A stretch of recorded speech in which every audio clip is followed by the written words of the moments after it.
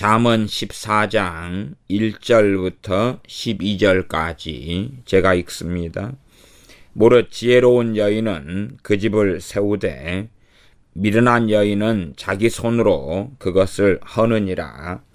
정직하게 행하는 자는 여호와를 경외하여도 패역하게 행하는 자는 여호와를 경멸히 여기느니라.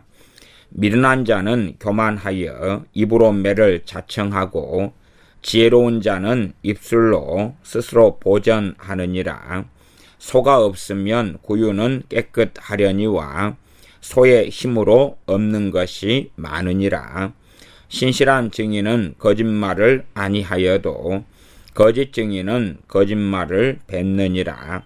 거만한 자는 지혜를 구하여도 얻지 못하거니와 명철한 자는 지식 얻기가 쉬우니라. 너는 미련한 자의 앞을 떠나라. 그 입술에 지식이 있음을 보지 못함이니라. 슬기로운 자의 지혜는 자기의 길을 아는 것이라도 미련한 자의 어리석음은 속이는 것이니라. 미련한 자는 죄를 심상히 여겨도 정직한 자 중에는 은혜가 있느니라. 마음의 고통은 자기가 알고 마음의 즐거움도 타인이 참여하지 못하느니라.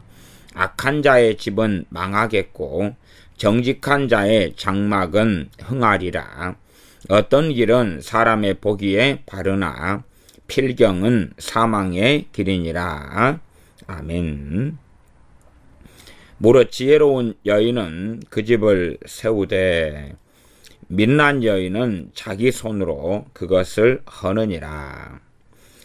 지혜로운 여인은 그 집을 세운다. 여기서 여인이란 그 집에 남편의 아내를 이야기하는 그런 뜻이 될 겁니다.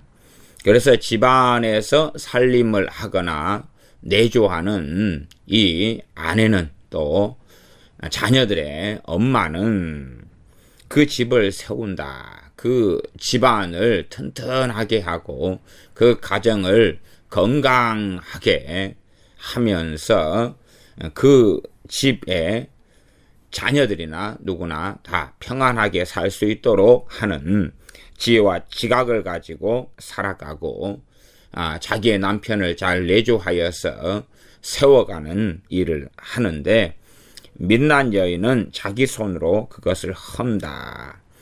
미련한 여인은 자기 손으로 그것은 집이죠. 집, 자신의 가정, 집을 허물어 버린다. 물론 지혜로운 여인과 미련한 여인의 사이도 있을 것입니다. 그래서 많은 사람들은 이 중간에서 미련한 쪽으로 가느냐 지혜로운 쪽으로 가느냐, 환경의 지배와 조종을 받고 사느냐, 아니면 미련한 쪽으로 가서 아예 스스로 그냥 그 집이 또한 그 가정이 혹은 남편이나 자녀들이 무너져 갈 수도 있고 세워져 갈 수도 있는데 무너뜨려 버리느냐, 스스로 무너뜨려 버리느냐, 오히려 문제와 상황이나 사람들을 악화시켜 가느냐, 아니면 무너질 수 있는데 세워주느냐, 그것이 지혜로운 여인의 길을 걷는 것이냐 미련한 여인의 길을 걷는 것이냐 하는 방향성이 되어질 겁니다. 당연하게 하나님의 백성에게 잠언은 하시는 말씀인데 너희들이 지혜로운 여인의 길을 걸어야지 미련한 여인의 길을 걸어서 그렇지 않아도 무너져 가는데 그 무너짐에 일조를 하고 무너뜨려 버리는 그러한 어리석은 여인이 되어서는 안 된다. 오히려 댐에 구멍이 났으면 그 구멍을 메워야지만이 댐이 안 무너지는데 댐에 구멍이 났는데 그 구멍을 더 크게 해버리거나 또 다른 구멍을 뚫어버리면 신속하게 무너져 갈 것입니다. 집을 가정으로 이해하면 좋겠습니다. 2절 정직하게 행하는 자는 여호와를 경외하여도 패역하게 행하는 자는 여호와를 경멸히 여기느니라. 어떤 사람이 정직하게 행한다. 정직하게 행한다는 것에 이해가 잘 안 되면, 혹은 정직이라는 것이 일상적인 단어로 많이 사용되기 때문에 정직보다 새번역 성경의 번역상으로는 바른 길을 걷는 사람, 바른 길을 걷는 사람, 바른 길, 올바른 길을 걷는 사람. 세상적인 의미에서 올바른 길이 아니라 진리의 길을 걷고 하나님 앞에서 바른 길을 걷는 사람. 그래서 정직이란 전능하신 하나님 앞에서 하나님 보실 때의 정직을 이야기하지, 있는 그대로 말하거나 살아가는 것만을 이야기하지 않습니다. 대부분이 바보들이다 일컬어지는 사람들은, 바보들은 그러지 않습니까? 정직하게 말합니다. 정직하게. 바보들은 정직하게 말하지. 바보들은 제대로 속일지도 모릅니다. 그러니 바보들 가리켜 정직하다 그러면 말이 되지를 않지요. 그들은 미련한 것이다 그렇게 말할 수밖에 없습니다. 그렇기 때문에 바보라 그러는 거지요. 정직하게 행하는 자, 바른 길을 걷는 사람. 그래서 사회적, 세상적, 일반 윤리 관점에서 정직이 아니라는 것은 누차 말씀드려 왔습니다. 하나님 앞에서 정직, 바른 길을 걷는 사람은 여호와를 경외한다. 바른 길을 걷는 사람은 여호와 하나님을 경외할 수밖에 없다. 혹은 바른 길을 걷는 사람은 하나님을 찾고 구하여 하나님을 발견하고 알게 되고 그 하나님을 경외하는 길을 걷는 것이 당연하게 되어진다. 그렇게도 이해할 수 있습니다. 패역하게 행하는 자는, 패역은 잘못 혹은 그릇된 길을 걷는 사람. 바른 길이니까 반대로 그릇된 길, 정직한 길이니까 바른 길이니까 잘못된 길을 걷는 사람. 그래서 잘못 사는 사람 이렇게도 이해하면 됩니다. 잘못 사는 사람, 바르게 사는 사람, 잘못 사는 사람 대꾸를 이루고 있습니다. 잠언의 각 절들은 상반절과 하반절이 대꾸를 이루고 있기 때문에 의미상 상반절과 하반절은 상통해야 되고 반드시 당위성과 관련성을 가지고 있다 보시면서 상반절과 하반절이 전혀 관련이 되지 않게끔 보이면 이해나 해석 등의 문제가 있다 하는 것을 생각하셔야 됩니다. 정직하게 행하는 자는 여호와를 경외하여도 패역하게 행하는 자는 여호와를 경멸히 여기느니라. 실상 믿는 사람들이 무엇이라고 말해도, 혹은 나아가 세상 사람들이 무엇이라고 말해도 여호와 하나님을 경외하지 않는 사람은, 나아가 하나님을 섬기고 믿고 예배하고 기도하고 하나님 말씀을 상고하는 것을 우습게 여기고 조롱하는 사람은 여호와 하나님을 경외하지 않고 여호와 하나님을 오히려 경멸히 여기는 사람일 뿐이고, 그런 사람들이 아무리 정직하게 행한다고 할지라도 그 길은 굽어졌을 뿐이며 배어간 길이며 어그러진 길이며 바른 길이 아니라는 사실입니다. 그럼에 그 어떠한 사람이라도 진정으로 진실로 정직하게 행하는 사람은 여호와 하나님을 경외하게 될 수밖에 없습니다. 그 어떤 핑계를 댄다 할지라도 그 사람이 정직하고 바른 길을 걷는다면 그것은 필연적으로 전능하신 하나님을 만날 것이며 하나님을 경외하고 살아가는 길을 걸을 수밖에 없습니다. 그러나 잘못된 길, 그릇된 길, 패역한 길을 걷는 사람은 입술로는 하나님을 경외한다 라고 말할 수 있을지라도 실제의 삶에서는 하나님이 없는 삶을 삽니다.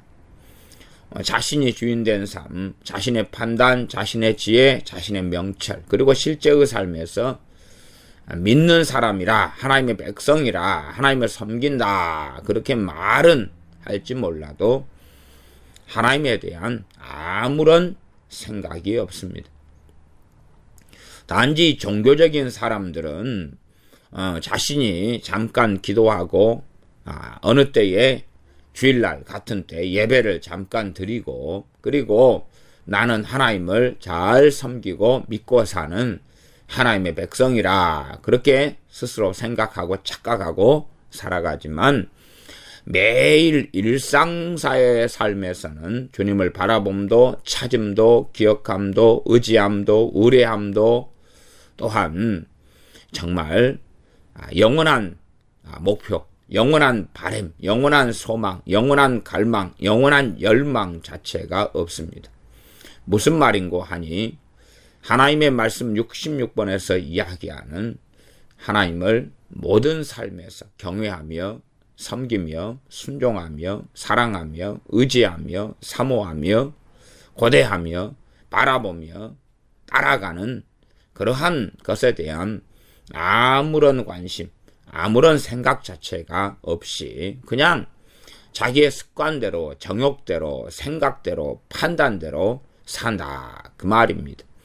그러한 삶을 종교적인 삶, 기독교를 종교로 믿고 종교적인 삶이지, 주님을 따르는 삶, 주님을 섬기는 삶, 여호와 하나님을 경외하는 삶, 그렇게 말하지 않습니다.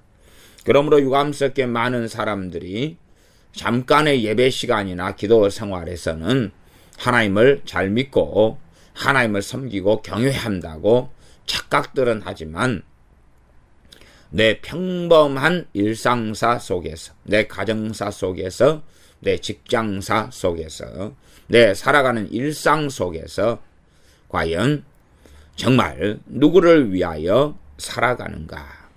혹은 정말 주님을 찾고 구하며 주님을 위하여 살기를 간절히 열망하며 때로 어렵더라도 그 걸음과 길을 떼는 사람인가? 젊음을 가지고 있으면 그 젊음을 누구를 위하여 불태우는가? 그 젊음을 위하여, 젊음의 시간에 누구를 위하여 그 젊음의 시간을 보내는가? 노년이라 할지라도 자신의 노후를 위하여, 평안을 위하여 살아가는가? 혹은 무엇을, 누구를 위하여 살아가는가?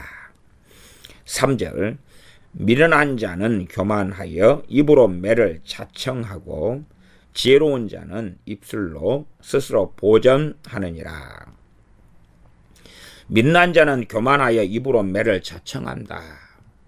미련한 자의 특성에서 어떠한 사람이 있다면 그 사람이 미련한 자로 기울어져 갈 수 있겠지요. 미련한 자 쪽으로 터닝하고 그 사람 쪽으로 치우쳐 갈 수 있겠습니다.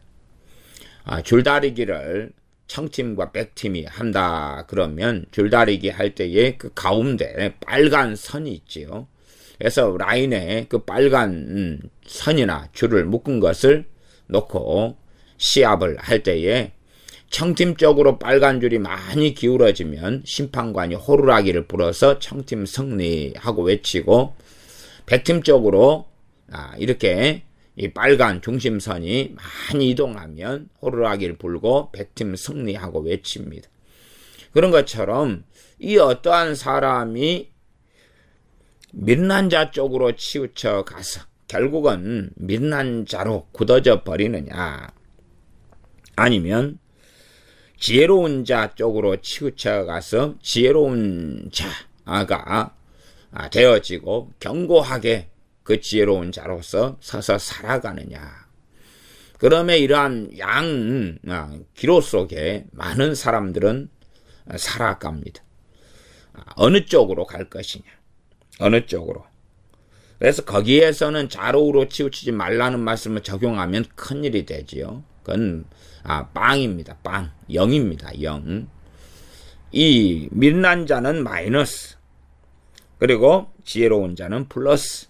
어느 쪽으로 내가 길을 걸어갈 것이냐. 그러니 잠언의 말씀을 통하여서는 미련한 자들은 그 미련함을 버리고 지혜로운 자로 돌아오라는 것이고, 지혜로운 자는 넉넉히 또한 더 견고하게 하나님을 경외하는 그 길을 걸으라 함이고, 대다수의 사람들 말하자면 라오디게아의 교회같이 뜨겁지도 않고 차지도 않고 미지근한 사람들, 이렇게도 저렇게도 안 하는 것처럼 보이는 사람들, 그러나 그렇게 길을 걸어갈 때에 결국은 하나님의 눈에는 그러한 사람들이 미련한 사람들로 결론나고 결정나게 됩니다. 마치 주님께서 라오디게아 교회에 대하여서 너희가 뜨겁지도 않고 차지도 아니하니 내가 토하염 내치리라 하는 말씀처럼 토해버린다. 토함의 대상은 실상은 차가운 사람들, 하나님을 경외하지 않고 자신의 정욕을 위하여 살아가는 교인들에 대한 이야기였는데, 그러나 결과적으로는 나아가 불신자들이 진정한 차가운 자들인데, 미지근한 라오디게아 교인들이 그 불신자들이 받는 처벌 속에 들어가게 되고, 주님께서 나는 너희를 알지 못하노라 하는 자리, 생명책에서 이름을 지워버리는 그런 일이 벌어지는 것처럼, 또한 벌어졌던 것처럼, 이 미련한 자도 아니게끔 지혜로운 자도 아니게끔 그렇게 적당하게 살아가는, 세상과 타협하고 하나님을 겉으로 보기에 예배당에 나와서 좀 기도하고 예배드리고 하는, 그렇게 정말로 주님을 위하여 사는 것도 아니고 정말로 세상적인 삶을 사는 것도 아닌 그냥 적당하게 살지만 결국은 종교인의 삶을 사는 것처럼 보이는 사람, 진정한 주님의 사람으로서 소위 세속적으로는 예수쟁이 하는 말을 듣는 참으로 열심을 품고 주님을 섬기는 사람이 아니라 그냥 대강 자신의 평안, 안일, 쾌락, 즐거움, 자신의 안정적인 삶, 그러면서 주님을 이용하는 것에 불과한, 참으로 주님을 경외하며 그분을 위해 사는 것에는 아무 관심도 없이 그냥 태평무사하게, 안일무사하게 그렇게 시간을 보내면서 살아가는 사람들, 그런 사람들이 결국에는 토하여 내쳐져서 미련한 자로 하나님 앞에 판명된다는 것은 명확한 일입니다. 그러면 그러한 사람들을 중심으로 이 잠언이 기록되었다, 이렇게 우리가 이해해도 좋습니다. 미련한 자는 교만하여 입으로 매를 자청한다. 어떤 사람이 이제 미련한 자의 길을 걷게 되면 또한 미련한 자로서 살아간다면 교만합니다. 교만한 사람은 고집과 아집과 독성과 스스로 뭘 알지 못하는데도 안다고 확신 속에서도 거하여서 입으로 매를 자청한다는 것은, 첫째는 하나님께서 그 미련한 자의 입에서 나오는 대로 해 주시겠다는 이야기입니다. 이스라엘 백성들이 가나안 땅 정탐꾼을 12명 보내서 10명의 정탐꾼의 말을 듣고 이 가나안 땅 우리를 삼키는 땅이고 하나님께서 우리를 죽이려고 하신다 했을 때에 너희 말이 내 귀에 들린 대로 내가 해주겠다, 그렇게 말씀하셔서 그들이 정말로 하나님이 죽이려 하신다 했으니 광야 40년 동안에 책임있는 20살 이상의 장경들은 전부 다 죽이시기로 작정하셨고, 그리고 죽이셨습니다. 내 귀에 들린 대로 내가 해주겠다. 그러함에 교만하여 입으로 매를 자청하여 자기가 자기 입으로 한 말에 스스로 얽매이고 매이고 자기가 한 말을 통하여 하나님의 징계와 심판이 따라오는 것을 미련한 자들은 알지 못합니다. 그래서 미련한 사람들은 벌컥벌컥 함부로 말을 뱉은 다음에 나는 뒤끝이 없어, 상처받은 너만 문제가 좀 있지 않아, 나는 술 마시고 별 말을 다 꺼내지만 나는 기억에 없어. 그러니 면죄부고 괜찮아 라고 생각합니다. 그러나 그 입술의 열매를 반드시 그 사람은 거두게 되는데, 첫째는 하나님으로부터 거두게 됩니다. 그러므로 인간사 속에서, 대인관계 속에서도 함부로 말하고 어리석게 말하고 성급하게 말하는 사람은 그 값을 지불할 수밖에 없겠지만, 더 본질적으로는 전능하신 하나님께서 그 사람의 입의 말을 들으시기 때문에 하나님으로 인하여서 매를 자청하는 것은 항상 일어나는 일이다, 그렇게 말할 수 있습니다. 미련한 자의 특성은 교만이다. 교만한 사람은 그래서 잠언상으로 하면 미련한 사람이다. 그러니 입으로 매를 자청한다는 것은 그 사람의 입에는 지식과 지혜가 없어서 어리석은 말들을 하는 것을 알 수가 있습니다. 지혜로운 자는 입술로 스스로 보전하느니라. 지혜로운 사람이 어느 상황, 어느 일에 처해 있더라도 첫째는 자기의 입을 지키는 것이고, 입으로 하나님 앞에 범죄치 않는다는 것입니다. 욥이 하나님 앞에 입으로 범죄하는 것, 또한 시편의 기자가 입으로 하나님께 범죄하는 것을 참으로 주의했던 것처럼, 내가 하는 말을 전능하신 하나님께서 듣고 계시다는 것을 깨닫고 알고 있는 사람은 스스로 입술을 보전하게 되고 지키게 됩니다. 단지 그것이 혼잣말이라 할지라도 입술을 보전하고 지키려고 애를 쓰는 이유는, 다른 사람들이 아무도 듣지 않고 있다 할지라도 하나님께서는 말없이 경청하시는 분이시라는 것을 알기 때문에, 믿음으로 사는 사람은 아무리 자신이 홀로 있게끔 보이고 느껴진다 할지라도 홀로 있지 않고 하나님 앞에 있고, 하나님께서 그가 있는 자리에 계시다는 것을, 또한 자신의 말을 하나님께서 듣고 계시다는 것을 알고 있기 때문에 입술을 스스로 지키고 보전하게 되어집니다. 그러나 단지 다른 사람 앞에서는 내 입을 지키지만, 그러나 다른 자리, 말하자면 믿는 크리스찬들과 살 때는 믿는 자인 척하지만 안 믿는 사람들과 함께 살 때는 자기 마음대로 말하는 사람.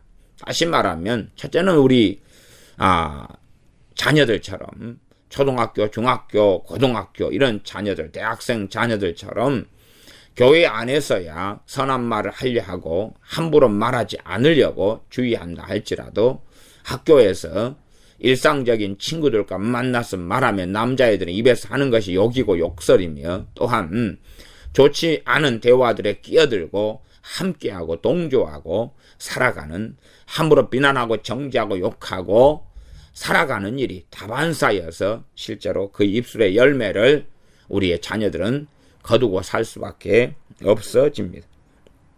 그러나 하나님이 있는 사람, 하나님 앞에 사는 사람들은 그러한 악한 대화들, 판단하고 정죄하고 이간질하고 미워하고 공격하고 하는 그러한 악한 대화들, 또한 세상적이고 쾌락적이고 정욕적이고 하는 사람들 사이 악한 대화들은 스스로 입술을 보존하기 위하여 참여하지 않고 그런 자리들은 피하게 되어집니다.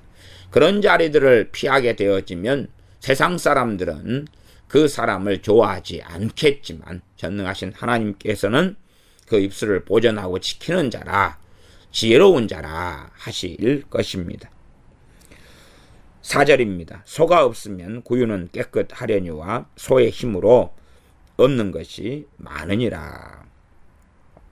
소가 없으면 구유는 깨끗하다. 소가 없으면 얼마나 편한지 모릅니다. 왜 편합니까? 소를 돌보지 않아도 되기 때문에 그렇지. 소에게 구유에 먹이를 주어야 되는데 소의 먹이를 장만하지 않아도 되죠. 소를 신경 써주지 않아도 되지요. 그러니 얼마나 편하고 좋습니까? 그러니 소가 있다면 불편한 것은 많이 생깁니다. 그렇지만 소의 힘으로 얻는 것이 많다. 그러나 반면 소가 있다면, 그리고 그 사람이 과거에 농사꾼이고 또한 어느 물건을 날라야 되고 한다면 서로 인해서 불편을 가지는 것보다 소가 있음으로 해서 유익을 얻는 것이 훨씬 더 많다는 이야기입니다. 똑같이 과거의 시대에 소를 가지고 1000평의 밭을 간다. 소가 없이 1000평의 밭을 간다 하는 것하고 소가 있고 쟁기를 이용하여 1000평의 밭을 간다. 그것은 상상을 못하는 차이를 가져옵니다. 소를 가지고 1000평의 밭을 가는 사람, 여유가 있어 다른 사람의 밭까지 갈아주고 그리고 그에 대한 수고비를 받을 수도 있고, 그러니 서로를 돌봐주는 수고가 하나라면 서로 인하여 없는 유익은 열이 되겠죠. 열. 하나님의 말씀을 읽는 것은 귀찮고 하기 싫은 일이 되는 경우가 많습니다.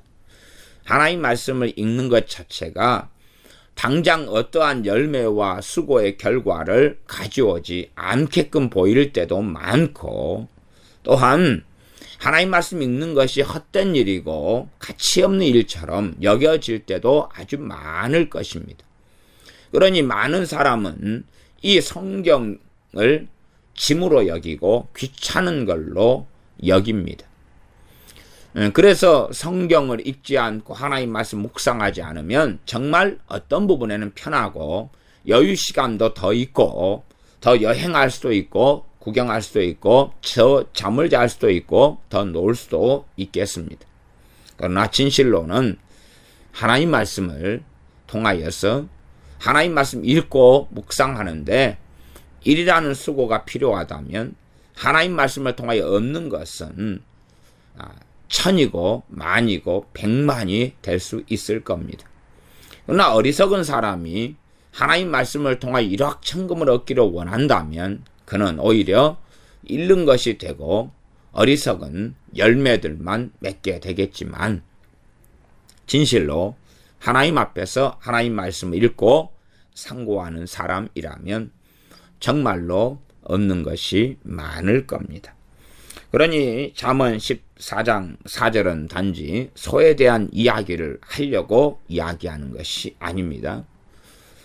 진리를 말씀하려고 하는 것이며 영적인 원리를 이야기하려고 말하는 것입니다. 믿음이 없는 사람은 기도를 하면서 뭔가가 있을 것이다 하는 스스로의 위안을 갖겠지만 그러한 열매는 없죠. 잘못된 기도에는 기도의 응답이란 존재할 수가 없습니다. 많은 사람에게는 기도가 무거운 짐처럼 여기고 하기 싫은 굴레처럼 여겨질 것입니다.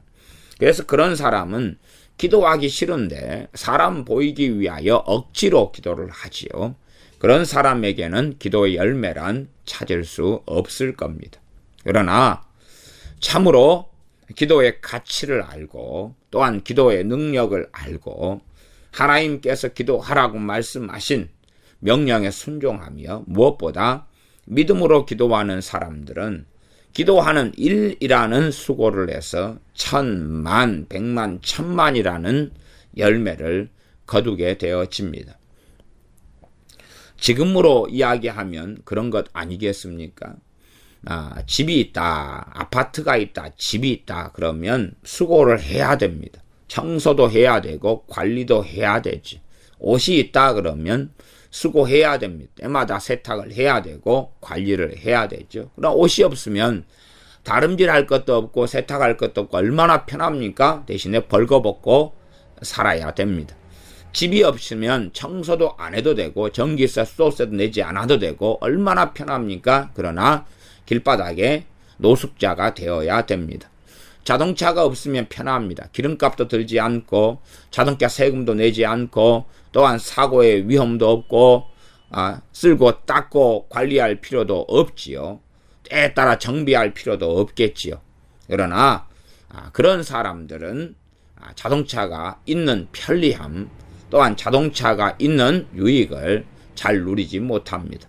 물론 요즘에야 자동차적인 이 비유로서야 택시도 있고 남의 자가용도 있고 하기 때문에 또 다른 면이 존재하겠지만 단지 각 사람의 차로 그 사람만 사용해야 된다. 그렇게 가정한다면 자동차가 없는 사람들은 얼마나 어려움을 많이 겪겠습니까? 그래서 우리가 하나님 앞에 살아가는 삶도 마찬가지다. 그렇게 말할 수 있겠습니다. 우리가 하나님 앞에 예배드리는 것, 예배드리는 시간 주일날 되면 또한 다른 시간 되면 그 시간에 우리가 더 잠을 잘 수 있고 드라마를 볼 수 있고 TV를 볼 수 있고 세상적인 더 쉼을 얻을 수도 있겠습니다. 세상적인 즐거움을 얻는데 시간을 보낼 수도 있지요. 그러나 그 시간을 하나님께 보내고 하나님 앞에 투자한다면, 그리고 정말 하나님을 경외함으로 그렇게 보내고 투자한다면 그것을 통하여 얻는 것이란 많다. 얻는 것이란 많다. 그래서 이 소를 안 키우는 사람은 편하겠지만 과거의 시대의 기준으로 생각해야 됩니다. 그러나 실제로 소를 키워서 풀을 뜯기고 풀을 먹이고 그리고 돌본다면 그 소를 이용하여서 수레를 끌게도 하고 또한 밭을 갈게도 하고 하는 등의 무수한 이익이 남습니다. 최소한 키워가지고 이 한우로서 팔기만 한다 그래도 큰 돈을 벌게 되죠. 그래서 과거에는 소를 키워서 자식들 시집 장가도 보내고 그렇게 했었고, 소를 잘 키워서 소를 팔아서 밭을 사고 논을 사기도 했었습니다. 가장 큰 재산에 속하는 것이 우리나라 과거로서는 소였다. 그렇게 말할 수 있겠습니다. 5절입니다. 신실한 증인은 거짓말을 아니하여도 거짓 증인은 거짓말을 뵙느니라. 신실한 증인, 이것을 세번역 성경 같은 데서는 믿을 만한 사람이다. 이렇게도 번역합니다. 믿을 만한 사람, 믿을 수 없는 사람, 거짓된 사람. 신실한 증인은 거짓말을 아니한다. 그러면 내가 신실한 증인이 아닌 믿지 못할 사람과 함께 살아간다면 나는 그 사람들로부터 거짓 증언을 받고 살게 될 것입니다. 믿을 만한 사람인지 믿을 수 없는 사람인지, 신실한 증인인지 거짓 증인인지. 그래서 거짓말을 내뱉는 사람은 거짓 증인이고 거짓말을 아니하는 사람은 신실한 증인이다. 진실된 말을, 참된 말을 하는 사람은 신실한 증인이고 거짓말을 내뱉는 사람은 거짓 증인일 수밖에 없습니다. 6절입니다. 거만한 자는 지혜를 구하여도 얻지 못하거니와 명철한 자는 지식 얻기가 쉬우니라.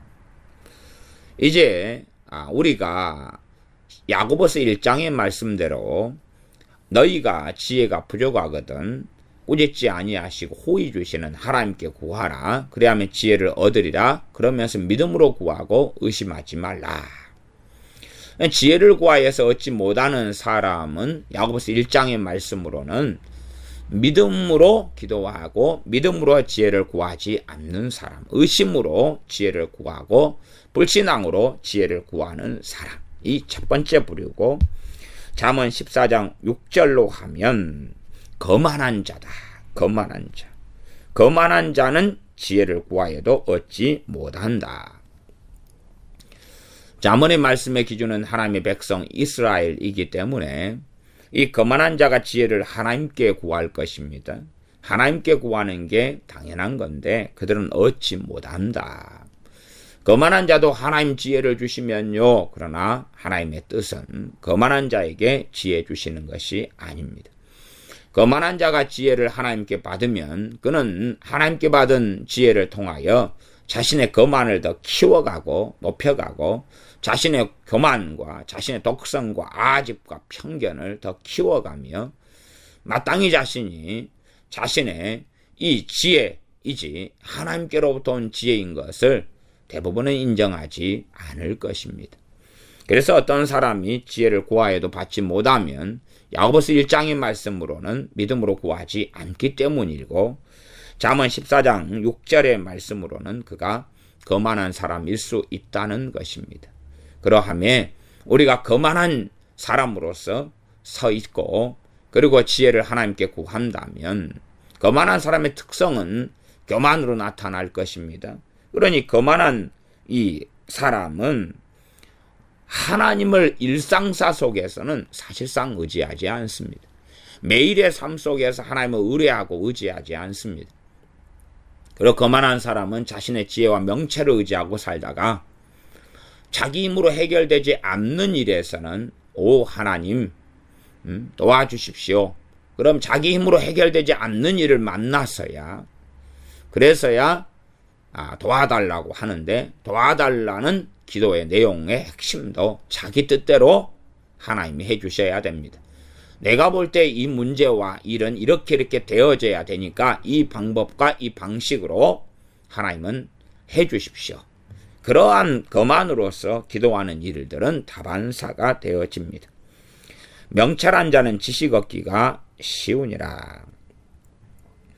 6절의 상반절 하반절의 대꾸를 거만한 자와 명철한 자 그리고 지혜와 지식으로 구별해 놓았습니다. 우리가 고린도전서 12장에 성령의 은사가 9개 나와 있는 대목을 볼 때에 첫 번째 은사가 지혜의 말씀 은사고 두 번째 은사가 지식의 말씀의 은사인 것을 봅니다.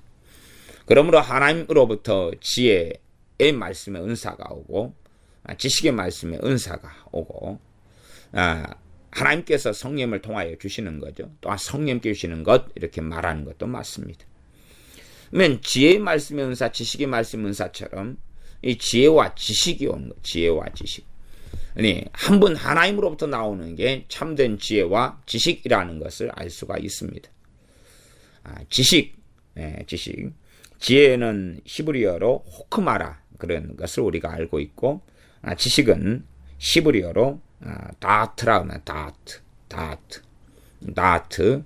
지식을 이 세상에서 사용하는 지식이란 단어의 의미도 포함되어져 있습니다. 그러나 그것하고 꽤 다른 차별성이 있는 의미들이 아마도 지식 안에 포함되어 있을 것입니다.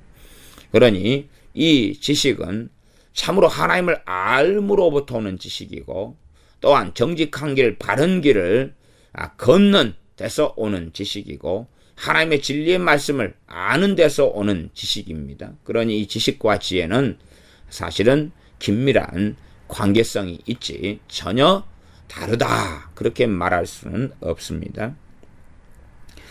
세상의 지식을 이야기하는 게 아닙니다. 명철한 사람은 지식 얻기가 쉽다 그러면 박사학위가 있고 책을 많이 보고 책에는 지식이 있지 않습니까? 그렇게 된다 그게 아니겠죠. 과거의 시대에는 책이 굉장히 비쌌기 때문에 부자들만 책을 볼 수가 있었겠습니다. 그러면 부자들은 책을 다 보고 구하고 읽을 수 있으니까 명철한 자가 부자들이다 그건 말이 안 되지요. 그러니 명철한 자가 부자일 수도 있고 가난한 자일 수도 있고 그냥 중산층일 수도 있고 다 골고루일 수 있는데 지식 얻기가 쉽다는 것은 지식을 얻게 된다는 게 아니라 지식을 얻으려 할 때에 얻기가 쉽다. 이 참된 지식의 출처는 하나님이 되시기 때문에 하나님께서 이렇게 작정하심을 말씀해 주시는 것입니다. 하나님께서 결정하시고 작정하시는 것은 거만한 자에게는 지혜를 달라고 해도 주시지 않는 것, 그리고 명철한 자가 지식을 얻으려 할 때에 얻기 쉽게 해주시는 것, 그러니 지식을 통하여 지혜를 얻고 지혜를 가진 사람은 또한 지식을 얻어갑니다. 지식을 가진 사람은 통찰과 명철을 얻어가고 지식을 가진 사람은 지혜를 얻어가고 지혜가 더하고 흥하게 되어지고 지혜를 가진 사람은 또한 지식을 얻기가 쉬워지고 지식을 얻어가면서 그 지혜가 더 풍성해져 갑니다. 너희는 하나님을 아는 지식을 가져라 말씀하고 있습니다. 그러함에 이 지식이 이 세상의 삶에 대한 통찰을 제공할 수도 있겠지만 근원적으로 하나님을 아는 지식과 관련되어져 있고 그 삶이 이 땅에 썩어져가는 삶이 아니라 영원한 삶을 살아가는 관점에서 가지는 지식과 관련됨을 우리가 알 수가 있습니다. 7절입니다. 너는 미련한 자의 앞을 떠나라. 그 입술에 지식이 있음을 보지 못함이니라. 너는 미련한 자의 앞을 떠나라 그럽니다. 그러니까 성경을 참 잘 보면서 이해해야 됩니다.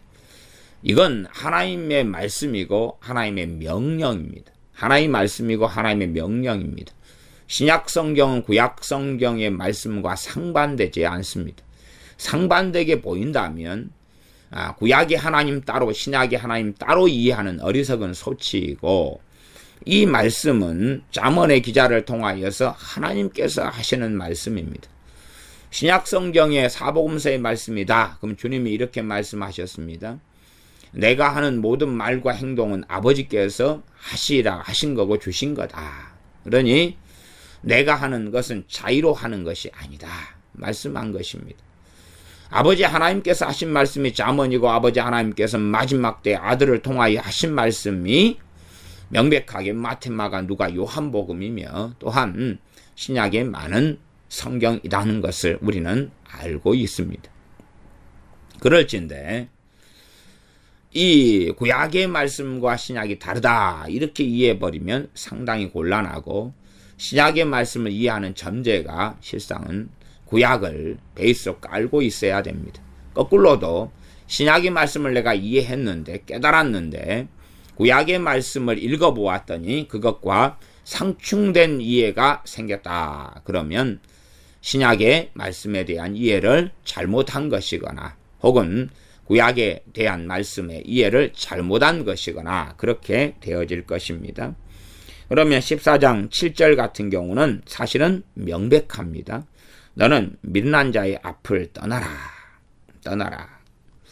원수를 사랑해라 하는 산상수훈의 말씀이 있지요. 원수를 사랑해라. 또한 너희를 핍박하는 자를 위해서 기도해라. 그러한 말씀의 이해와 너는 미련한 자의 앞을 떠나라 하는 말씀과 잘 조화를 이루어야지 성경을 잘 이해했다 그렇게 말할 수 있겠습니다. 원수는 하나님의 원수를 이야기하는 게 아니라 내 개인적인 인간관계, 대인관계에서 원수가 첫 번째 의미입니다. 또한 하나님의 원수로 이해할 때는 이제 그에 대한 해석과 적용점이 사실은 달라지는 부분이 있는 성경이 되어집니다. 너는 미련한 자의 앞을 떠나라. 그 입술에 지식이 있음을 보지 못함이니라. 미련한 사람과 함께 교제하고 사귀고 살아간다면 그 사람의 미련한 것들을 받게 되어질 것이고, 그 미련한 사람은 정말 미련한 사람이 마음에 드는 것은 미련한 것일 뿐입니다. 다시 말하면 쓸데없는 말을 마음에 두고 쓸데없는 말에 강조를 두고 쓸데없는 말에 집착해서 살아가는 것이죠. 미련한 사람들은 쓸모없는 것에 과도하게 집착하고 그것을 주장하고 말하고 살아가지, 참으로 성령님으로부터 오는 말씀이나 진리의 지식에 대해서는 별로 관심이 없습니다. 그러면 쓸데없는 것을 말하고 또한 미련한 것을 말하고 하나님을 알고 닮아가며 경외하는 것을 말하지 않는 그러한 미련한 자들과 함께 살아간다면 같은 유유상종 또한 동화현상이 일어나서 그런 미련한 자와 함께 살면서 그 입의 말을 들으면서 점점점 미련한 길을 걸어갈 수밖에 없습니다. 나아가 그 미련한 자를 나의 지도자로 삼았다면 나는 함정과 구렁텅이에 빠질 수밖에 없습니다. 8절 슬기로운 자의 지혜는 자기의 길을 아는 것이라도 미련한 자의 어리석음은 속이는 것이니라. 슬기로운 자의 지혜는 자기의 길을 안다. 자기의 길을 안다. 미련한 자의 어리석음을 속이는 거다. 그러면 앞에 상반절과 연결되면 미련한 자의 어리석음은 자기의 길을 안다는, 앞에는 슬기로운 자의 지혜가 자기의 길을 안다 그랬으니까 미련한 자의 어리석음은 자기를 속인다. 이렇게 본받겠습니다. 그래서 우리말 성경은 미련한 자의 어리석음은 자기를 속이게 한다. 이렇게 번역합니다. 그래서 슬기로운 자의 지혜는 자기의 길을 안다. 슬기로운 자는 지혜를 가지고 있다. 그 말이죠. 지혜로운 자도 지혜를 가지고 있고 슬기로운 자도 지혜를 가지고 있죠. 미련한 자는 미련을 가지고 있죠. 그래서 미련한 자는 그 재산이 미련이다. 14장 24절로 가면 지혜로운 자의 재물은 그의 면류관이요 미련한 자의 소유는 다만 그 미련한 것이니라. 미련한 자가 가지고 있는 소유는 미련한 것이다. 미련이다. 그래서 어떤 우리말 성경에 내는 번역본 같은 경우는 미련한 자의 소유는 다만 그 미련한 것이라 할 때에 미련한 자가 가지고 있는 것 자체가 그 미련한 것이다. 이렇게도 번역합니다. 또한 이 미련한 사람은 미련을 낳는다. 미련을 낳는다. 이렇게도 합니다. 새번역 성경 같은 경우는 24절을 보면 다다음 시간 할 거지만 지혜는 지혜 있는 사람의 면류관이지만 어리석음은 미련한 사람의 면류관이다. 화환이다. 이렇게도 번역합니다. 미련한 사람은 미련이 자기 재산이고 지혜로운 사람은 그 지혜가 그 재산이 됩니다. 지혜로운 사람의 재물은 그 지혜지요. 지혜. 그래서 지혜로운 사람은 그 지혜가 그의 면류관이 되어지고 미련한 사람은 그 미련한 것이 그 사람의 재산이기 때문에 그 재산을 통하여 또한 이자도 얻을 것이고 미련이 계속 생겨난다 그 말이죠. 소득이 생겨나게 될 것입니다. 미련한 자가 미련이라는 밭을 가지고 있다고 생각해 보십시오. 그러면 그 밭을 농사를 지으면 이제 미련이라는 것에 풍성한 수확을 하게 될 것입니다. 지혜로운 사람이 지혜라는 밭을 가지고 있으면 그 밭을 갈아가지고 소득을 얻을 때에 더 풍성한 지혜라는 수확을 얻게 되는 것과 같습니다. 다시 8절로 돌아가서 슬기로운 자의 지혜는 자기의 길을 아는 것이다. 자기가 어느 길을 가야 될지 또한 자기의 길을 바르게 분별하게 되는 거지요. 그러나 미련한 자의 어리석음은 자기를 속여요. 자기를 속인다는 게 뭡니까? 자기가 걷는 길, 가는 길 또한 분별 판단이 옳게끔 보이지만 잘못되었다 하는 것입니다. 잘못되었다. 12절로 가면 어떤 길은 사람의 보기에 바르나 필경은 사망의 길이니라. 어떤 길은 사람이 보기에 바르나 이 미련한 사람이 볼 때는 바른 길처럼 보여요. 또 바른 길을 자기가 걷는 것처럼 보일 때도 있고 바른 판단을 해가지고 이제는 이건 바른 판단이기 때문에 정말 많은 열매가 거두어질 거야 하지만 사망의 길이 될 때가 많다는 사실입니다. 미련한 자에게는 바른 길이 결국은 필경은 결국은 사망의 길입니다. 사망의 길. 그러나 사망의 길이 생명의 길처럼도 미련한 자의 눈에는 보이고 그 사망의 길을 한참한 3년을 걸어갑니다. 그러다가 이제 아주 모든 삶이 엉망이 되니까 아차차 그래서 한순간에 이 사망의 길, 멸망의 길에서 돌이키려고 하지만 그것을 돌이키는 것은 그렇게 쉽고 간단한 문제가 되지 않습니다. 15절로 가면 어리석은 자는 온갖 말을 믿으나 슬기로운 자는 그 행동을 삼가느니라.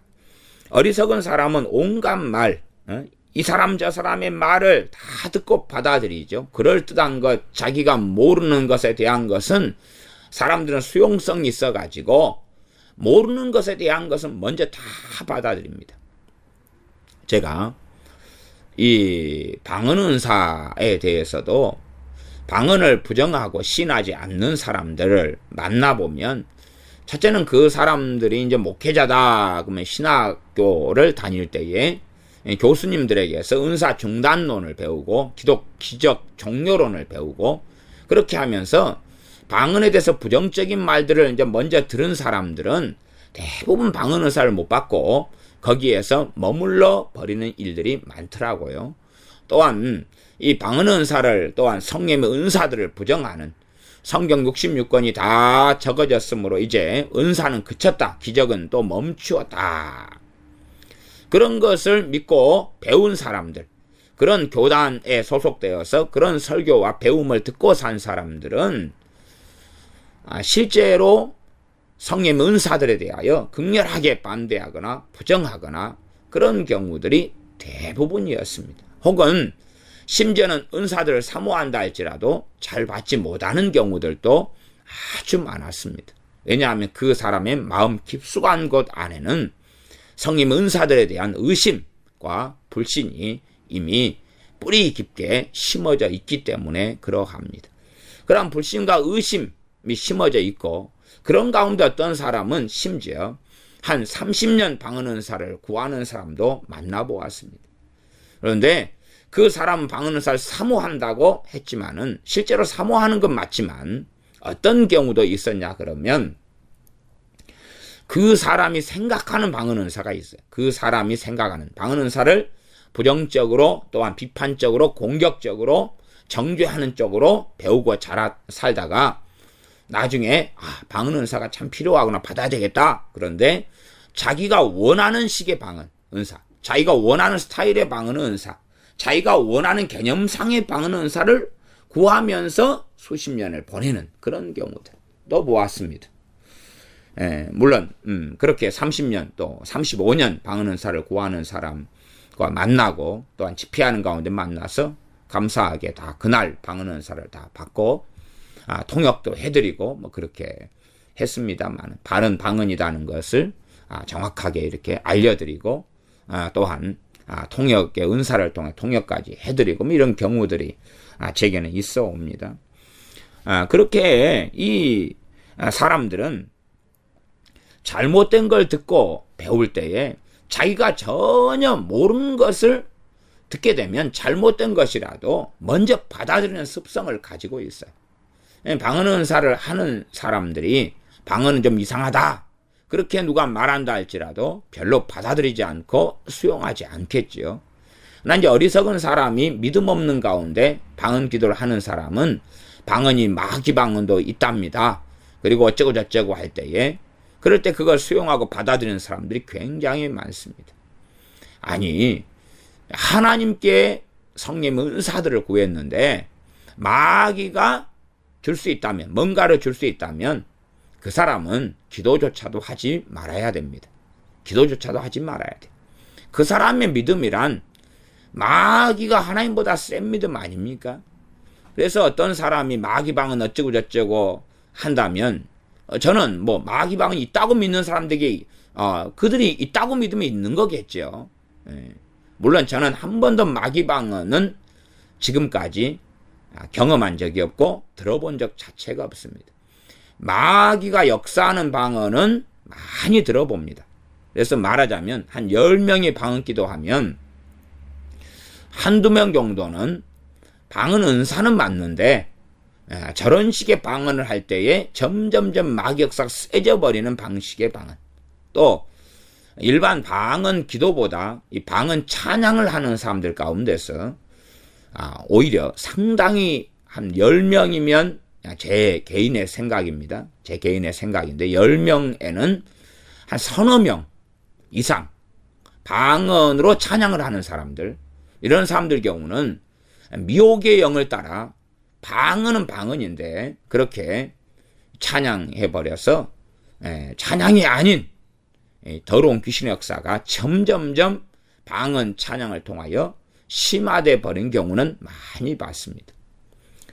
그러나 이제 어리석은 사람들은 자신의 어리석음을 믿기 때문에 거부감이 느껴지는 방언이나 방언 찬양을 들으면서 저건 마귀 방언이기 때문에 거부감이 느껴진다.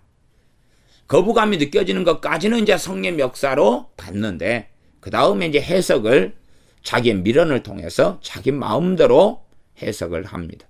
그러면서 성령님께서 주시는 방언 은사를 마귀 방언이라고 매도를 해버리는 일들을 저도 간혹 가다가 봅니다.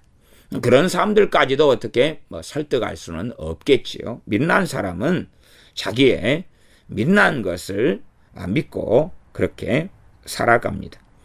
그러니 결국은 15절로 가면 어리석은 자는 온갖 말을 믿으나 온갖 말을 어리석은 사람은 믿는다. 슬기로운 자는 그 행동을 삼가느니라. 어리석은 사람은 온갖 말을 믿죠. 온갖 말을 믿어요. 그러나 슬기로운 사람은 그 온갖 말을 믿는 건 문제가 아니라 행동을 삼가하고 산다. 행동을 살피고 절제하고 그렇게 산다 하는 것입니다. 사실은 어떤 사람이 이런저런 많은 말들을 해도 그런 말들만 듣고 받아들이고 사는 문제가 아니라 실제로 진리에 대한 것이면 우리가 듣고 깨닫고 그 말씀을 통하여 하나님을 깊이 있게 알고 하나님을 경외해 가느냐, 내가 그 말씀에 순종해 가느냐가 사실은 핵심 포인트가 됩니다. 말만 하는 것은 의미가 없는 거예요. 말만 하는 것은. 어떤 말을 들은 다음에 다른 사람을 쉽게 판단하고 정죄하고 비난하고 그렇게 하는 건 가능하다. 분별이라는 이름 속에서. 그러나 내가 어떻게 살아야 되는가 하는 것은 없는 말들이라면 도대체 그런 말들이 무슨 얼마나 어떤 가치가 있겠는가 하는 것이지요.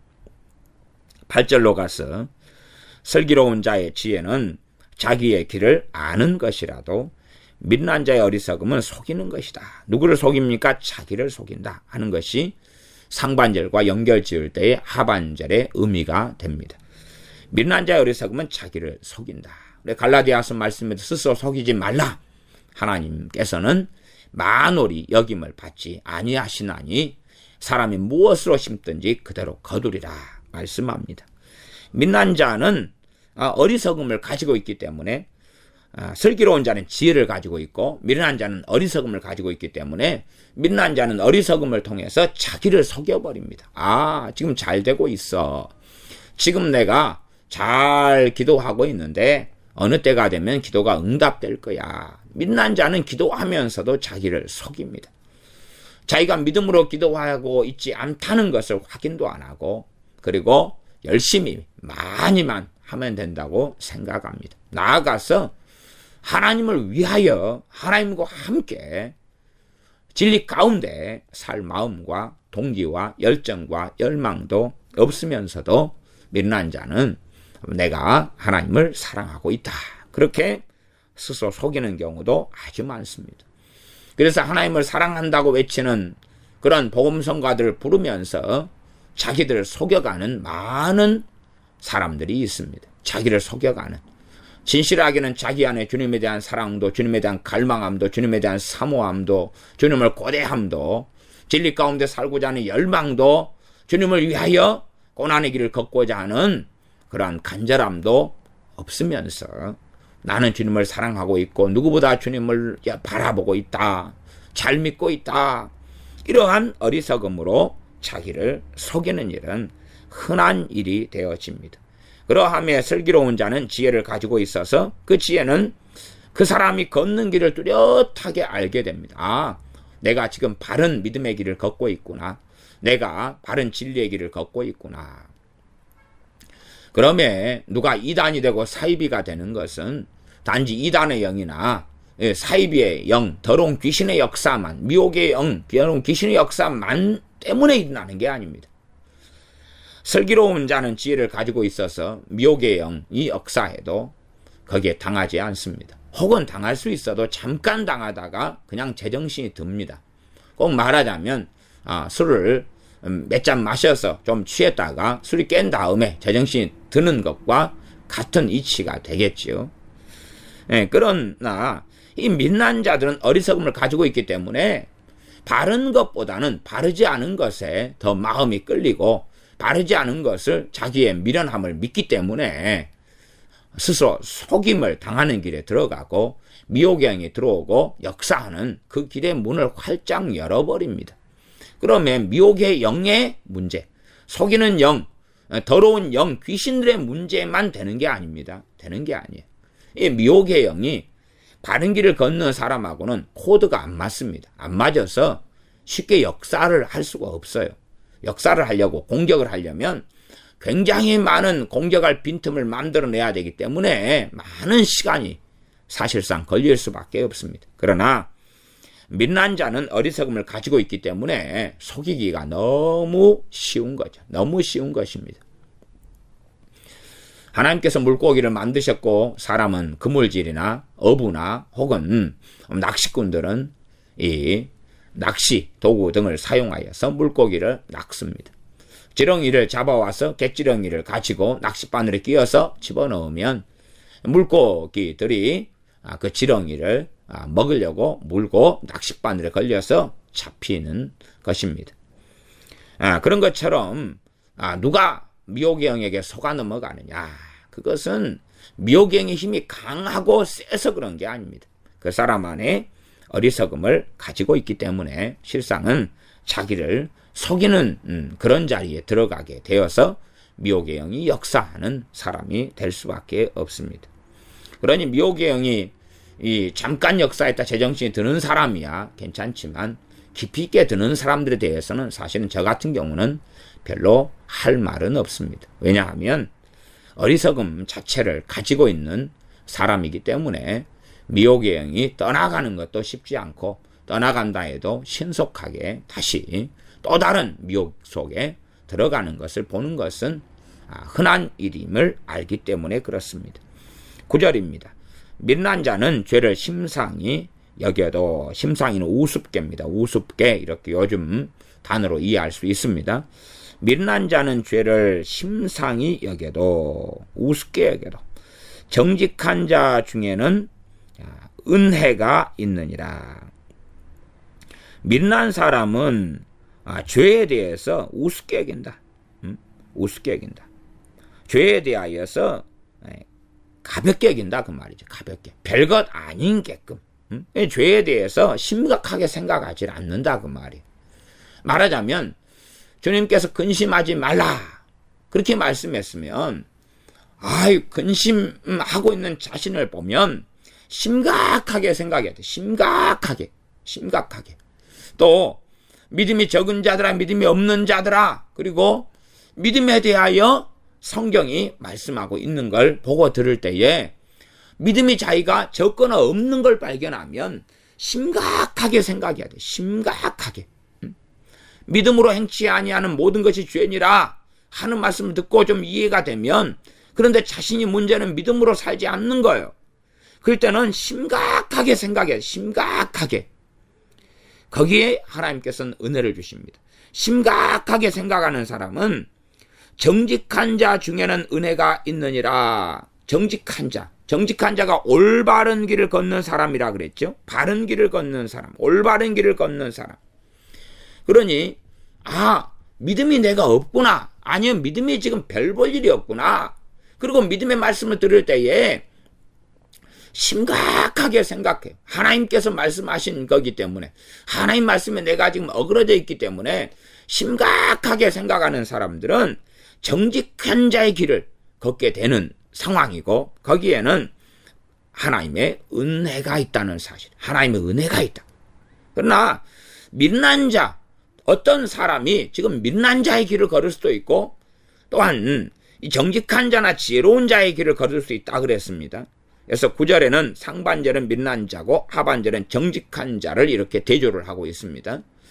밀난 자는 죄에 대해서 말씀을 들어도, 또한 성경을 읽고 상고하면서 읽어도 그것은 우습게 여기고 가볍게 여기고 별게 아닌 걸로 넘겨버려요. 그러니 그의 삶에서 미련을 거둘 수밖에 없는 것이고 함정과 구렁텅이에 빠질 수밖에 없는 것입니다. 지금 밀난 자와 정직한 자나 어리석은 자나 지혜로운 자나 이 모든 이야기는 하나님의 백성에게 하고 있는 것입니다.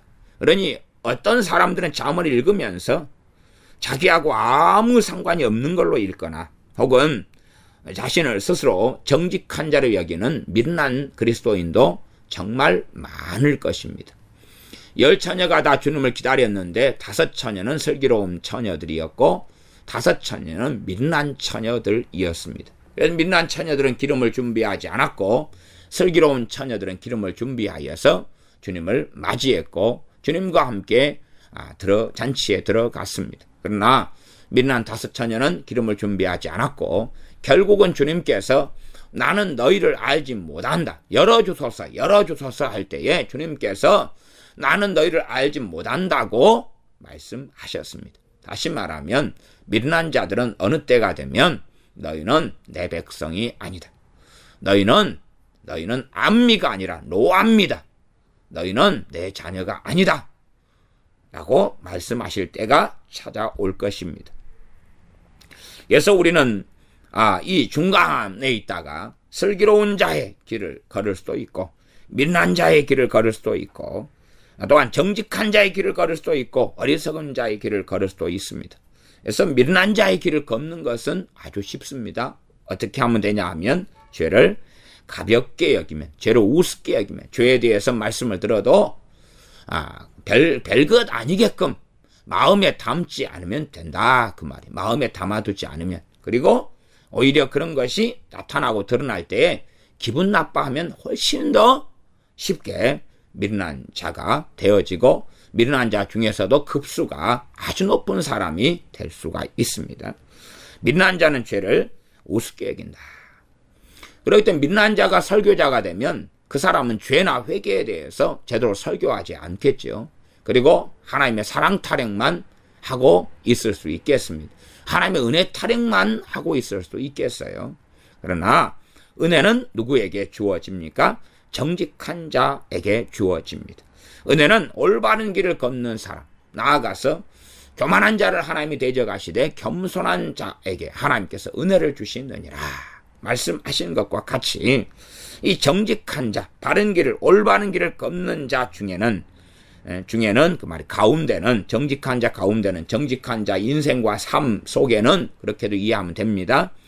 은혜가 있느니라. 올바른 길을 걷는 자에게.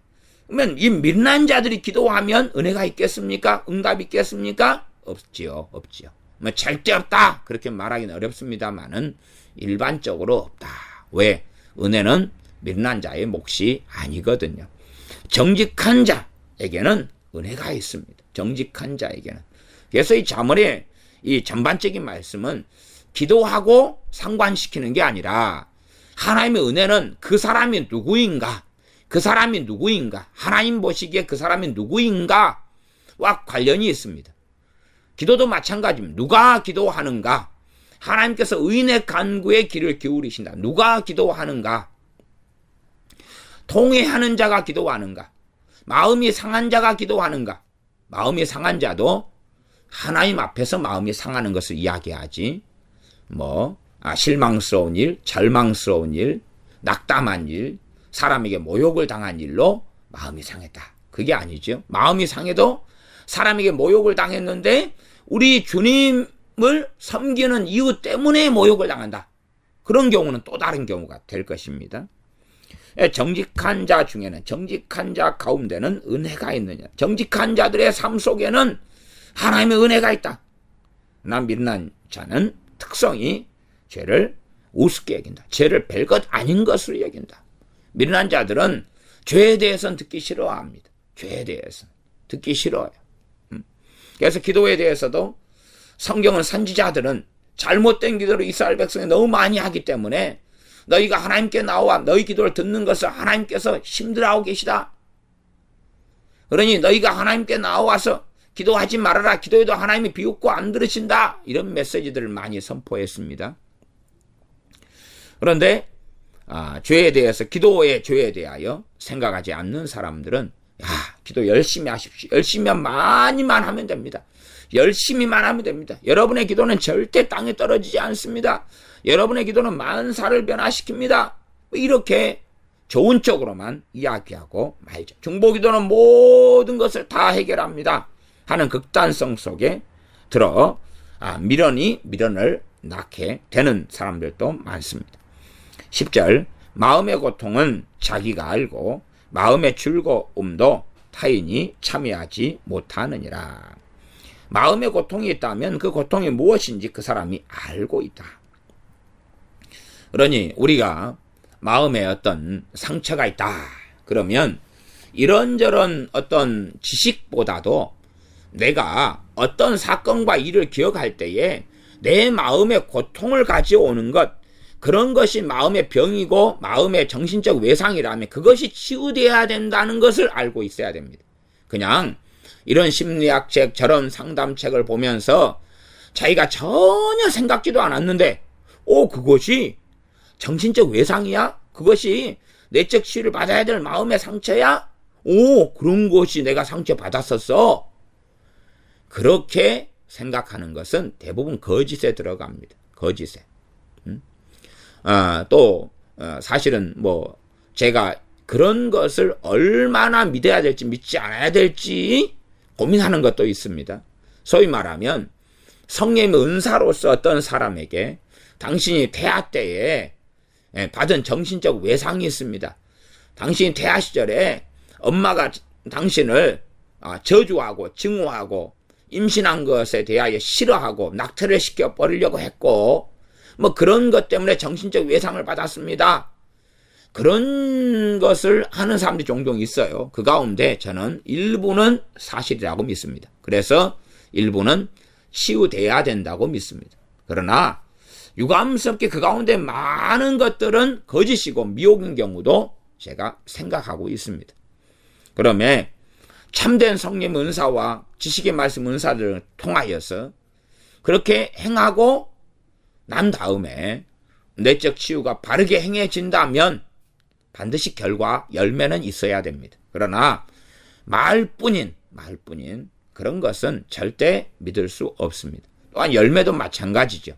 열매란 당장 그때에 감동이 왔습니다. 마음이 시원케 됐습니다. 보다는 중장기적인 그런 열매가 있어야 돼. 중장기적인. 어떤 사람은 치유기도를 하면 그때만 좋아집니다. 다음날 되면 제자리에 들어가 버립니다. 어떤 사람은 다음날 또 기도해주면 그때만 좋아지고 호전되고 그 다음날 다시 제자로 돌아가 버립니다. 저는 그런 사람들에게는 치유기도를 해주는 것을 인정하지 않습니다. 그런 경우는 치유기도 해주는 것을 저는 싫어하고 원하지 않습니다. 왜냐하면 그 사람이 믿음이 없는 사람이기 때문에 그 사람 유익을 끼치지 못합니다. 오히려 그 사람이 자기의 믿음을 성장시키고 치우기도보다는 그 사람이 받아들인다면 믿음의 말씀을 전하고 그 사람의 믿음을 성장시켜야 되고 그 사람의 불신앙을 회개하고 믿음의 사람이 되도록 가르칠 수밖에 없고 안 받아들인다면 더 가르칠 이유는 없는 것이 되겠습니다. 마음의 고통은 자기가 안다. 이건 중요한 말씀이로 저는 그래서 마음의 병이나 정신적 외상, 내적 치유에 있어서 이 중요한 포인트의 말씀은 14장 10절 같은 이런 말씀들을 꼭 알고 있어야 된다. 마음의 고통은 자기가 알고 있다. 그러면 자기가 모르는 어떤 것을 누가 이야기해 주는 것은 사실은 이 실제로 사실일 가능성이 떨어진다. 그러니 굉장히 조심히 받아들여야 된다는 지혜를 알고 있어야 되지. 그러지 자기가 모르는 걸 누가 이야기해 줬으니까 저게 정답이다. 그런 게 아니에요. 내가 알고 있으나 미처 인식하지 못한 것일 수는 있어요. 개념정의화 시켜주지 않아가지고. 이게 말하자면 제가 어떤 사람의 성격에 대하여 자기가 감정적인 사람으로 살아온 줄 알아요. 근데 자기 개념정의를 시키지 않아요. 소위 말하면 사람들은 생각을 한 다음에 말하는 경우도 있고 그다음에 말하면서 생각하는 사람도 있어요. 그러나 이렇게 설명해 주기 전에는 자기가 말을 하면서 생각을 하는 사람이라면 당신은 말하면 생각하는 사람이군요 할 때 내가 대체 나를 보니까 그렇구만요. 나는 말하면 생각한다는 것을 왜 내가 생각을 못 해봤을까요? 그런 사람도 많이 만나요. 그러나 그것은 이제 좀 설명을 해주니까 명확히 자기가 아는 거예요. 그냥 아는 거. 자기가 아는 거예요. 아는데 개념화되지 않았을 뿐이에요. 그런 것하고는 다른 이야기입니다.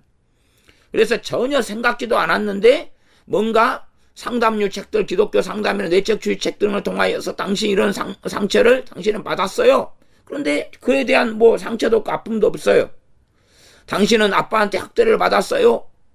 그래서 이런 걸 해주지 않은 것은 학대예요. 그걸 생각해 보는데 고통이 안 느껴져요.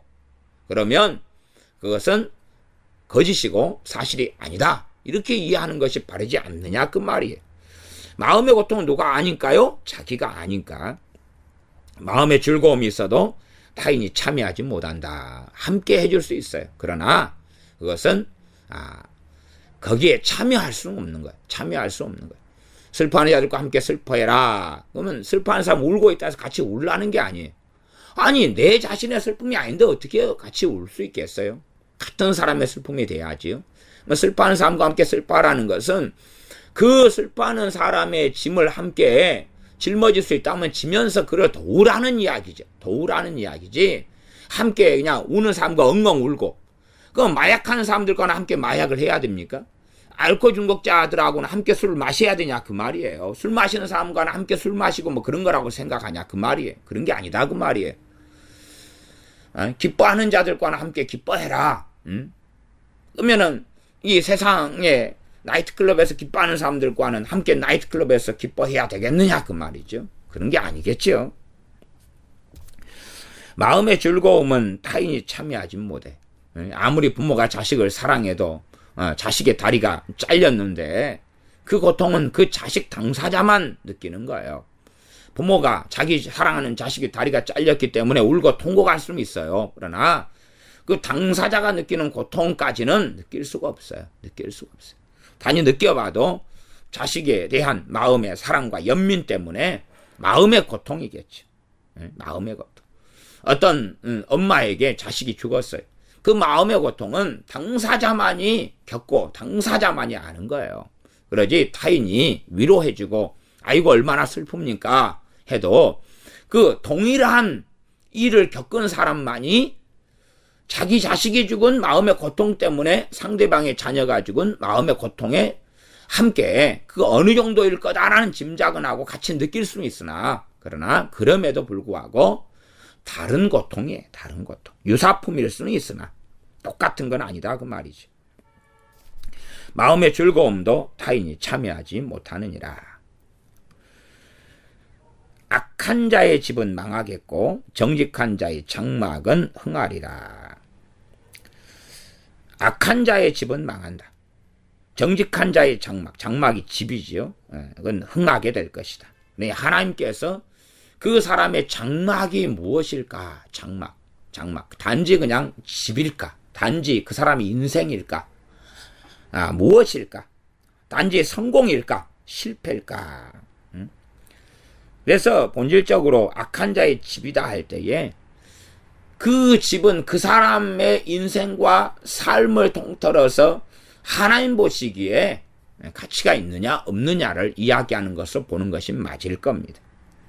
어떤 사람이 사업상 성공하고 인생에 성공해서 잘 먹고 잘 살아서 악한 자의 평탄, 악한 자의 평안함, 악한 자가 얼마나 형통하는 것, 악한 자 형통에 대해서 시편 같은 경우도 나와 있지요. 그러니 악한 자가 형통하는 게 나와 있는데 악한 자의 집이 망한다. 그건 결과론적으로 하나님 앞에서 악한 자가 그 어떠한 삶을 살고 그 어떠한 성공을 이 땅에서 거둔다 할지라도 하나님 눈에 볼 때는 지푸라기보다 가치가 없고 또한 그런 것을 통하여 하나님의 영원한 심판만이 임할 수밖에 없는 것을 결과론적으로 또 나아가 악한 자가 아무리 이 돈으로 물질로 어떻게 하나님께 해보려 할지라도 하나님과 관계가 바르게 될 수 없다는 사실입니다. 하나님 관계가 바르게 될 수 없다. 그러니 그는 하나님 앞에는 이미 심판은 나중에 받는다 할지라도 하나님 눈에는 이미 지금 망한 것이죠. 지금 진리상으로는 지금 망해 있는 것입니다.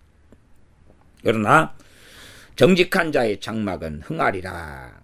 정직한 자, 올바른 길을 걷는 사람은 세상 사람의 눈에 볼 때는 별 볼 일 없게 보이고 그저 그렇게 보이고 무가치하게 보이고 때로는 어리석게 보인다 할지라도 그러나 하나님 눈에 볼 때는 그 사람의 인생과 삶은 흥한 것으로 흥망성쇠할 때 망한 게 아니라 흥한 것, 망한 게 아니라 흥한 것, 흥망이죠. 흥망.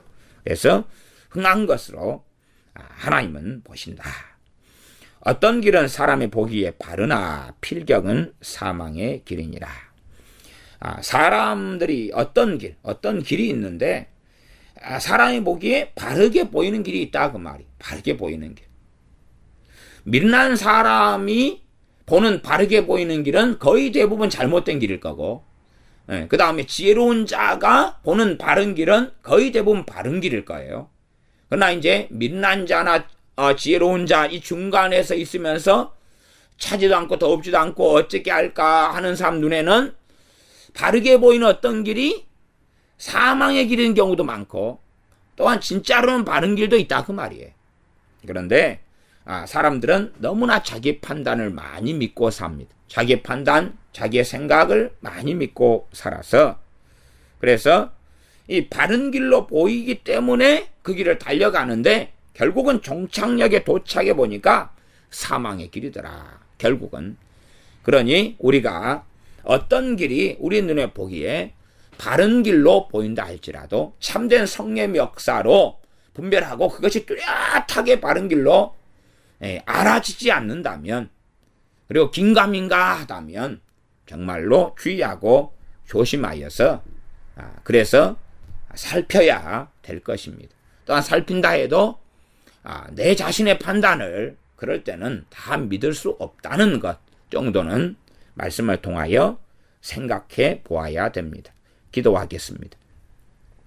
아버지 하나님, 우리가 미련한 자로, 우리가 패역한 자로, 우리가 거만한 자로, 또한 거짓 증인으로 살아가는 어리석은 사람이 아니라 정직하게 행하는 자, 또한 지혜롭게 행하는 자, 자신의 죄를 또한 말씀을 통하여 죄가 보이고 깨달아질 때에 가볍게 우습게 여기는 사람이 아니라 참으로 심각하게 여기며 묵상하며 회개하며 하나님께 나아가는 사람, 자신의 생각을 믿는 사람이 아니라 자신이 보기에 바른 길이라 해서 바르다고 착각하는 가운데 우매하고 어리석은 말을 토해 놓는 사람이 아니라 명철한 자가 되어져 지식과 지혜를 얻으며 또한 하나님 앞에 거만을 버리고 겸손한 자로 살아서 하나님께서 인정하시는 올바른 길을 걷는 정직한 자가 되도록 우리에게 지각과 지혜를 주시며 우리를 긍휼히 여겨 주시옵소서. 우리 주 예수님의 이름으로 기도하옵나이다. 아멘.